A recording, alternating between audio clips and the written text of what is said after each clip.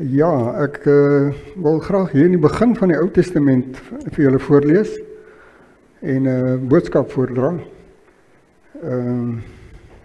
Wat ek glo, wat ek weet, baie belangrik is en wat ek glo elke Christen moet maar weet van. Ek weet nie, waarskynlik het julle al die tipe van boodskap gehoor van waar sending vandaan kom en hoe belangrik dit is. Ek dink julle besef goed die belangrikheid daarvan.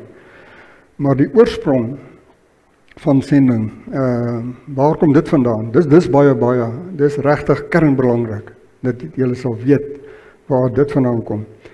En daarvoor het ons nie 'n keuse nie, maar dat ons sal begin by, aan die begin van hier by Genesis 12 al. Maar ek lees graag vir julle van Genesis 11 vers 27, vanaf vers 17, julle gaan nou klomp name en goed hoor, maar dis nodig vir die konteks van waar Abraham kom, want Abraham is die groot sleutelfaktor wat die Here gebruik het in sy groot plan. Nie net hierso in die Ou Testament nie, hy het 'n bepaalde rol gehad daarso, 'n belangrike rol gehad, maar dan deur die eeue heen in die Ou Testament word daar verwys na die nasies, en hier word gepraat van die nasies wat baie belangrik is, en dan in die Nuwe Testament beide in terme van die sendingopdrag, maar ook in terme van die wyse waarop ons gered word. Ons word op dieselfde wyse as Abraham gered. So, baie belangrik dat ons sal weet, wie's Adam? Hoor nou vir my vir Abraham. Verskoon my as ek Adam uitspring so nou en dan. My geheue is ook nie aldag meer wat dit was nie. My kragte ook nie meer nie, maar nietemin. Laat ons saam bid. Here, ons sê vir U baie dankie vir hierdie wonderlike geleentheid dat ons weer eens die woord kan open en kortliks net, Here, wat 'n voorreg dit is. Miskien dat ons so langer meer sal besef wat 'n voorreg dit is en dat ons daarmee saam ook sal weet, dat ons weet, ons is so afhanklik van U Gees, dat U vir ons rig en lei elke keer as ons die woord neem. Mag dit dan nou ook so wees, tot U eer en verheerliking. Amen. Goed, ek begin dan hierso in Genesis 11 vers 27 en dan gaan ek aan tot in Genesis 12 vers 4 vers 4 ook.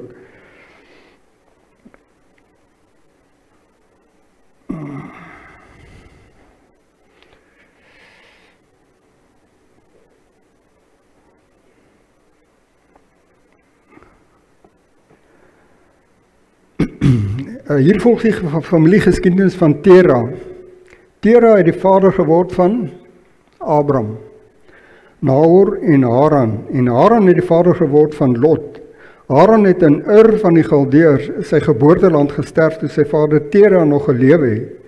Abram het getrou en Nahor ook. Abram se vrou se naam was Sarai en die van Nahor se vrou was Milka, 'n dogter van Haran, wat nie net die vader van Milka was nie, maar ook van Jiska. Sarai was onvrugbaar, sy het nie kinders gehad nie. Tera het sy seun Abram genoem, en ook sy kleinseun Lot, seun van Haran, en sy skoondogter Sarai, die vrou van die seun van Abram, saam met hulle uit Ur van die Galdeërs. Dis hulle Tanindrazana, dit is hulle egte vaderland. Dis waar hulle gebore en groot geword het, heidene. Gul van die Galdeërs weggetrek het na Kanaan toe. Maar hulle het net tot by Haran getrek. Dit is so wat net so oor die 1000 kilometer ver noordwes wat hulle getrek het en in Mesopotamië gevestig het. Maar hulle was op pad Kanaan toe. Maar hulle het toe net tot by Haran getrek en in die stad gaan woon. Tera was 205 jaar oud toe hy in Haran gesterf het. Die Here het vir Abram gesê, trek uit jou land uit, van jou mense en jou familie af, na jou land en na die land wat ek vir jou sal aanwys. Ek sal jou 'n groot nasie maak, ek sal vir jou seën, ek sal vir jou 'n man van groot betekenis maak, en jy moet 'n seën wees, en ek sal seën wie jou seën, en hom vervloek wat jou vervloek, en dan baie belangrik, wat veral vir oggend dan. In jou, vers 3, die laaste gedeelte. In jou sal al die volke van die aarde geseën wees. Tot dusver dan die woord van die Here uit sy onfeilbare skrif uit. Wat ons nou hiermee te doen het, soos ek nou klaar aangedui het, is Abraham. Wie Abraham is. Baie belangrik dat ons sal verstaan wie Abraham is. Waar kom Abraham? Hy het nie sommer net uit die lug uit geval nie. En ons sien dat God hier besig is met hom. Hoekom is hy besig met Abraham? Dit is nie net omdat die Here het nou 'n liking gekry. Hy het nou baie gehou van Abraham en nou gaan hy iets doen in Abraham se lewe. Daar's 'n baie belangrike rede agter die wat ons nou hierso noem die roeping van Abraham. Hierso veral in hierdie laaste verse wat ons gelees het, Genesis 12 vers 1 tot 3. En dit is 'n kern belangrike gedeelte in die Bybel. As mens enigstens die Bybel na behore wil verstaan, dan moet ons mooi weet dat ons moet hierdie gedeelte, ons moet verstaan wie Abraham is. Ons moet verstaan wat die rol van Abraham in God se groter plan is. Dis iets wat hy al lank al beplan het. As ons kyk na Efesiërs 1, waar God al praat van die mense wat gered gaan word, wat daar gebeur het in die tuin, in Eden, baie tragiese dinge wat daar gebeur het, met die val van die sonde, van die mense wat in sonde geval het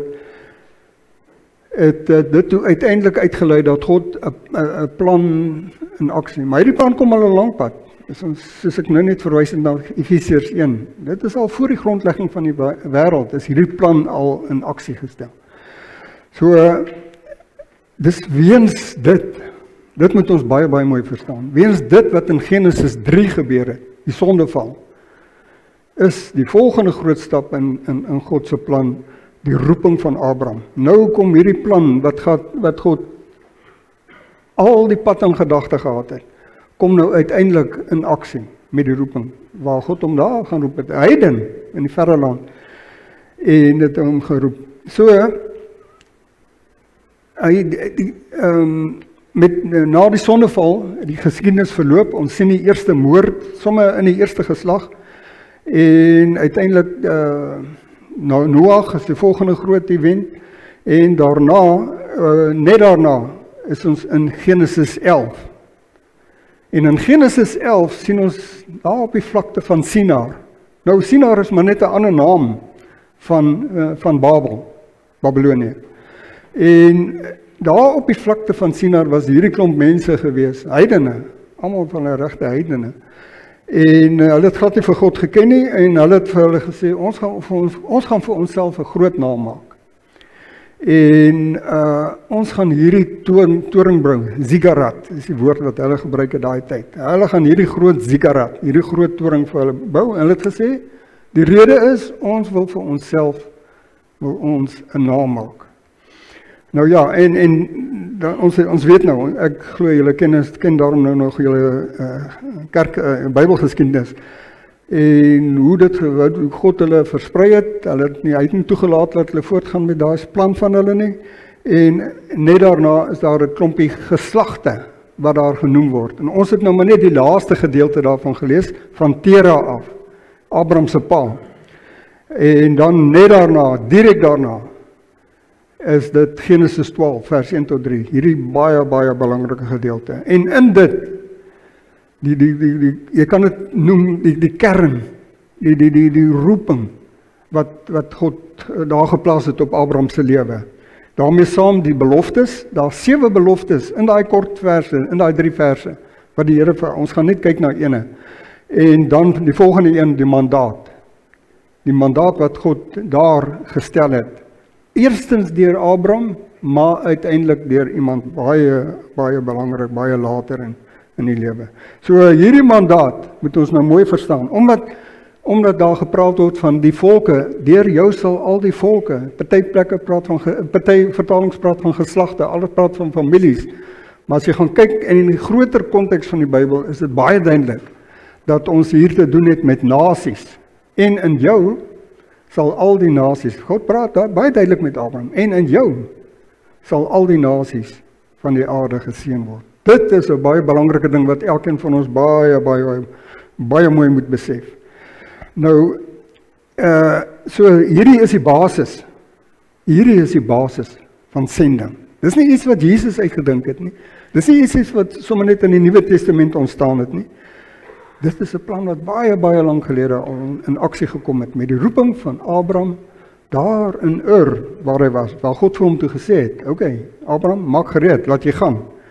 En dis toe 2000 jaar later, toe Jesus op die toneel verskyn en hy roep sy disippels om uit te gaan en hy stuur hulle uit, dat hierdie mandaat wat God vir Abraham gegee het, nou volvoer word. Hy is, Christus, die mandaat was so groot, Abraham kon dit nie volvoer nie, maar daar was een op pad, wat dit uiteindelik sou volvoer, soos hy ander dinge ook volvoer het, maar daarvoor het ons nie vandag tyd nie. So laat ons dit baie duidelik verstaan. Die sending opdrag, ons almal ken dit, veral Genesis 28 vers, waar is dit, 19, 20, 21, né? En Handelinge 1 vers 8, maar julle sal krag ontvang wanneer die Heilige Gees oor julle kom en gaan na Judea, Samaria, Jerusalem, Judea, Samaria en tot aan die uiterstes van die aarde. Dis nie iets vir daai tyd begin nie. Ek hoop teen hierdie tyd verstaan julle al, weens die agtergrond wat ek geskep het, die roeping van Abraham, wat deur die eeue gebeur het met die volk, is Abraham as die eerste Jood. Noag en mense voor hom was nie Jode gewees nie. Abraham is die eerste Jood, die eerste een wat geroep is, spesiale volk wat God skep, sodat Christus dan deur hierdie kanaal van die Joodse volk dan uiteindelik in die wêreld sou kom vir die Jode, maar ook vir al die nasies, reg oor die wêreld heen. Nou, daarom wil ek dit baie duidelik maak, die sendingopdrag is nie 'n Jesus ding. Die sendingopdrag is nie net 'n Nuwe Testament nie. Dis waar dit volvoer word, dis waar dit in aksie kom, dis waar dit dan uiteindelik in die wêreld ingaan. Maar die oorsprong daarvan is baie duidelik, die eerste kernstappe was deur Abraham gewees. Nou, ek het gesê, daar's 'n roeping, daar's beloftes en dan's daar 'n mandaat. Nou moet ons verstaan wie Abraham was. Abraham was 'n heiden gewees, ek het net verwys daarna. En as jy gaan mooi kyk na wie hy was daar in Ur, baie ver, in die huidige Irak, Mesopotamië, in die huidige Irak, waar hulle gebly het. So, daar was nie 'n roete direk van Irak weswaarts na Palestina toe nie, huidige Palestina nie, Kanaan, waar God hom gestuur het nie. Hulle moes eers noordwes getrek het, en daar het Abraham eers gestop by Haran. Alhoewel God hom gestuur het soos hy hom gestuur het, was Abraham nie heeltemal gehoorsaam nie. As jy gaan kyk na wat al God hom opdrag gegee het en wat hy uitgevoer het, dan sal ons hom so 50% gee. So moet nie te sleg voel as jy nie altyd alles bykom nie. Die Here werk met ons en hy gebruik self ons dinge wat ons misluk om sy doel uiteindelik te bereik. Maar Abraham, as jy gaan kyk na die vroue en veral die vrouename wat daar gebruik word in daardie hele stuk, dan is dit baie duidelik dat hulle maanaanbidders was. So Abraham het glad nie vir God geken nie. Hy was 'n maanaanbidder. Kan jy dit nou glo? Bid jy dit aan? Alles na die maan. Maar God was baie genadig en deur vir hom te roep, op welke wyse weet niemand van ons nie, maar dis baie duidelik as ons sien die gehoorsaamheid wat Abraham in die dag gelê het, wat deur die geskiedenis gebeur het en hoe daarna vir Abraham verwys word in die Nuwe Testament, dat God baie duidelik tot Abraham gepraat het en vir hom gesê het, trek nou, gaan, laat jy gaan. En ons moet verstaan waar hy vandaan kom. Dat dis waar sy identiteit was, dis sy vaderland gewees, dis sy sekuriteit gewees, dis sy inkomste gewees, hy was tuis, dis sy plek en sy mense gewees. Nou sê God vir hom pak op en trek. So, dit was 'n baie groot stap. Dis baie gevra, maar dank die Here, op een of ander wyse het God hom aan die gang gekry en is hy daar weg. Dis die een ding van hom, hulle identiteit wat vir hulle baie belangrik was, en die ander ding was, dat hulle heidene was. En tog was God se genade so groot, dis God se genade wat verandering bring. Terwyl julle nog in sonde is, kan ons uit die Nuwe Testament uithaal. Het Christus alreeds vir julle gekom. Terwyl Abraham nog nie eens van God geweet het nie. Terwyl Abraham nog die maan aanbid het, het God gekom. God is die een wat die en dit is God wat begin. Hy begin 'n nuwe ding. En dis hy wat die inisiatief neem, deur sy groot genade wat hy dan kom uitreik na ons toe. Dan die tweede ding wat ons gesê het wat daar is die beloftes of die seën. En dis veral hier waar ons nou net na die een aspek, ek gaan nie na al daai seëninge nou hier gaan uitspel nie, maar daar's een belangrike een. En dit is waar God gesê het, ek gaan jou naam groot maak. Kan jy nou dink, Abraham wat aan die verre is, hier op een of ander manier verstaan hy wat, hier is hierdie skepper God, van hemel en aarde, wat met hom kommunikeer, en hy sê vir jou, ek gaan jou naam groot maak. Ek dink nie Abraham het naast hom by 'n besef gehad van wat daar van hom in pag is nie. Maar hy het gehoorsaam. Dank God vir die gehoorsaamheid van Abraham. Soos ek genoem het in hoofstuk 11, hulle daar op die vlaktes van Sinaar gebly. En ek het genoem van die toring wat die mense gebou het. En die rede hoekom die mense dan daai toring wou bou. Hooghartigheid. Selfsug, al daardie verkeerde motiewe, het hulle besluit om hierdie toring te bou, om hulle 'n groot naam vir hulle self te maak. Aan die ander kant, soos ek nou net uitgespel het, was daar God, die Here God van die hemel en die aarde, wat met Abraham kom praat het, en vir hom gesê het, ek gaan jou naam groot maak. Nou maar kyk, waar staan ons vandag? Waar is die toring van Babel vandag? Daar is nie 'n toring meer nie. Waar is die mense wat dit gebou het? Daar is nie meer sit dan, ons weet nie van daai mense nie. Selfs die argeoloë, hulle kry nie daai mense se name nie. Dis in die vergetelheid, in die grond in, niemand weet daarvan meer nie, op argeologiese vlak. Ons uit die Bybel weet ons daarvan. Maar kyk nou aan die ander kant. God het gesê, ek gaan jou naam groot maak. En deur die geskiedenis heen, die Joodse volk weet presies wie hulle is. En hulle is baie trots daarop, dat Abraham hulle voorgaan. Ons in die Nuwe Testament lees ons dit al, dat daar mense wat gesê het, maar ons is alright, ons is gered, daar is nie 'n probleem nie, ons saak is reg. Ons is kinders van Abraham. Maar dit het nie getel vir hulle redding nie. Alhoewel hulle baie erg daarop gestaan het en geglo het, hulle is reg, want hulle is nageslag van Abraham. En tot vandag moes jy dit nog kry, onder die Jode, daardie trots en daardie vertroue, die feit dat hulle afstammelinge van hulle heel eerste ou voorvader Abraham is. Maar aan die ander kant kry jy dit ook, dat ons vandag, hier so in Vishoek in 'n kerkgebou, as 'n gemeente, nog praat van Abraham. Terwyl die mense wat daar aan die ander kant hulle ding gedoen het, glad nie meer funksioneer, die toring van Babel, wat sê nie. Maar God het vir Abraham geroep, om 'n blessing, om 'n seën te wees. Ek sal jou seën, sodat jy 'n seën vir ander kan wees, vir die volke kan wees. Deur jou sal al die nasies geslag word. Dis nie iets wat ons self kan doen, wat net vir onsself, wanneer ons seën van die Here af ontvang nie. Abraham het besef, dis nie net vir hom nie, maar omdat God gepraat het van die nasies, uiteindelik dan vir ander ook. En as ons kyk na die lewe van Abraham, sien ons iets daarvan. Alhoewel daar mense wat hom geplaag het, soos Lot hom geplaag het, en soos Lot se nageslag ook die Israeliete later van tyd geplaag het. Weer die teenoorgestelde van die seën wat Abraham ontvang het. So, in ons lewe vandag in antagonistiese tye, en Christene ervaar het. Daar's 'n kultuur, in Amerika praat van 'n culture wars.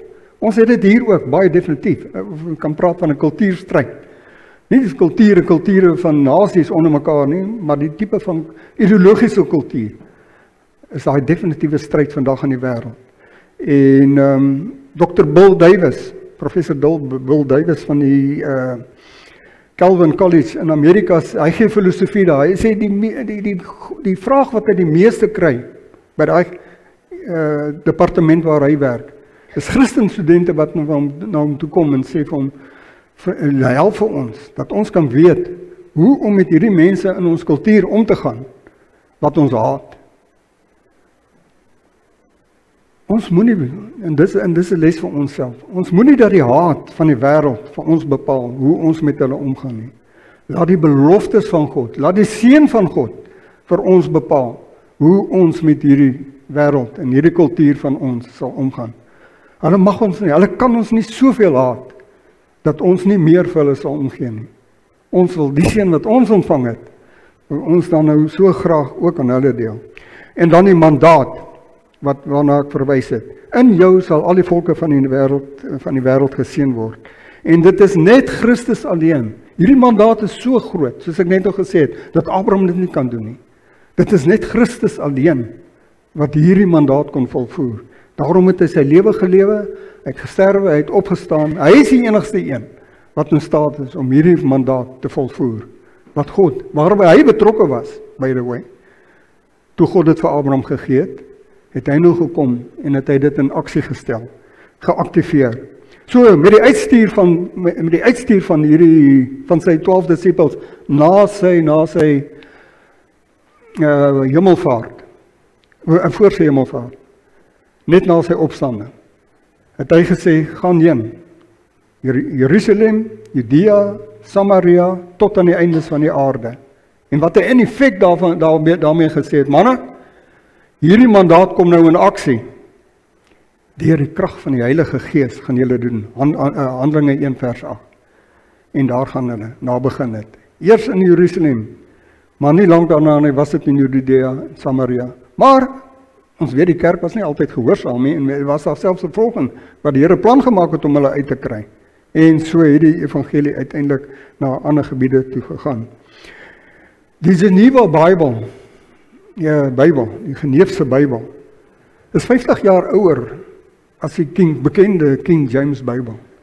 Dit is deur die martelare, dit is deur die mense wat gevlug het uit Engeland uit, wat na stede in Europa toe gegaan het, waar hulle veilig was as protestante, want Bloody Mary het hulle vermoor op strepe in Engeland.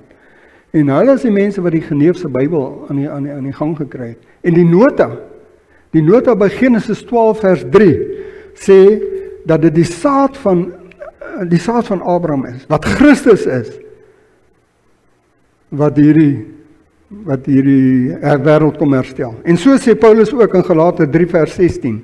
Die rede vir hierdie mandaat is dat Jesus Christus gekom het om te kom herstel wat verlore geraak het in Abraham, wat ons verloor het. Ons almal het dit verloor in Adam, deur die mislukking van Adam en Eva. En daarom is dit so belangrik dat ons baie mooi sal verstaan Genesis 3 vers 16. Kernteks wat verwys na 2000 jaar tevore.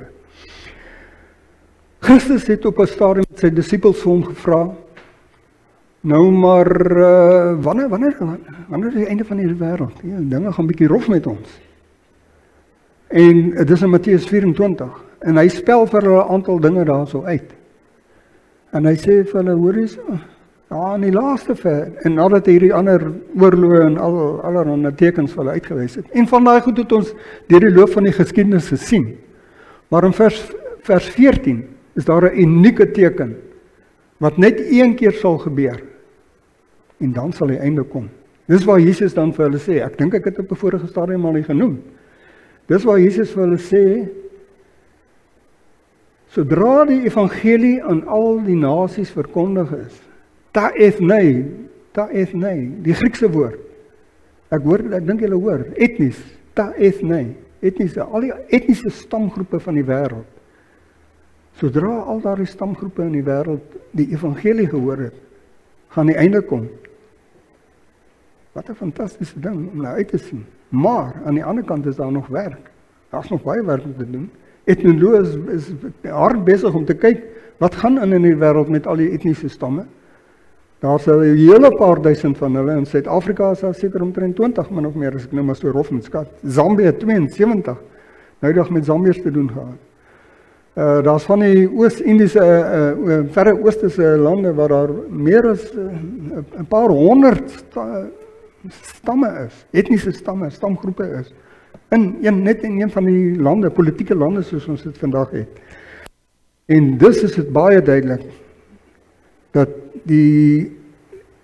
dat ons gehoor moet gee aan hierdie woorde van Jesus Christus, wat sê die stamme van hierdie wêreld moet almal eers die evangelie hoor en dan sal die einde kom.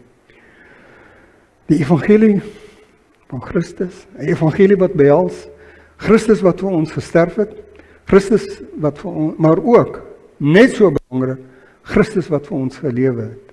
Vir ons gesterf het vir ons sondes, maar aan die ander kant gesterf het, gelewe het in ons plek, namens ons, om geregtigheid verwerf. Christus wat vir ons gesterf het, Christus wat vir ons gelewe het. Want sonder geregtigheid is daar geen toegang tot die hemel nie. Maar ek moet haas afsluit. En ek wil afsluit met 'n verhaal wat ek voorheen al vertel het, maar ek weet dis mense wat dit nog nie gehoor het nie. 'n Ware verhaal wat in Madagaskar 'n klomp jare gelede gebeur het. Ek en Wenda was nog besig om taal te leer en ons het in Antsirabe gebly en daar was ander sendelinge, Lutherse sendelinge wat ook daar was. Hulle is al lank daar.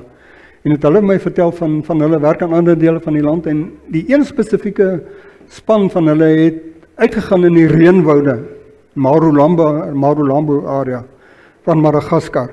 En het hulle daar by 'n dorpie gekom en die evangelie begin verkondig.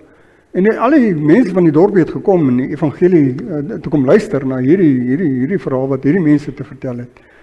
Is baie duidelik geweest dat hulle nie, as hulle iets geweet het, was dit maar bitter min wat hulle geweet het van Christus en evangelie en van die kerk en al die dinge. Mense bly daar ver in die reënwoude. En het hierdie vrou het daar aan die een kant daar 'n ouer vrou gesit.